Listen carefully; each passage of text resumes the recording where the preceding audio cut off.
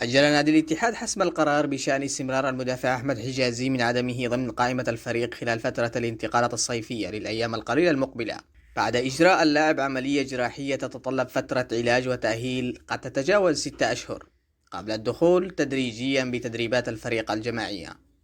وبحسب ما أوردته صحيفة الشرق الأوسط أن هناك توجها لاستقطاب لاعب أجنبي في مركز حجازي قادر على تشكيل إضافة فنية للفريق في ظل الاستحقاقات المهمة التي تنتظر الفريق في الموسم الرياضي الجديد، بينما لا ينقطع تواصل الاتحاد مع اللاعب المرتبط بعقد مع النادي يمتد ل 2026 في الوقت الذي قد يعود فيه حجازي لقائمة الفريق خلال فترة الانتقالات الشتوية المقبلة.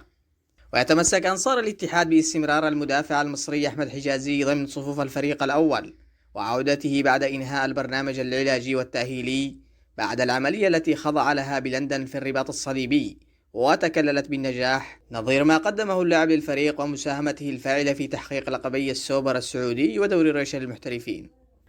ونشر أحمد حجازي اليوم السبت بوستا على إنستغرام قال فيه: الحمد لله، سار كل شيء على ما يرام، سأعود أقوى إن شاء الله، وشكرا على دعمكم، أراكم قريبا.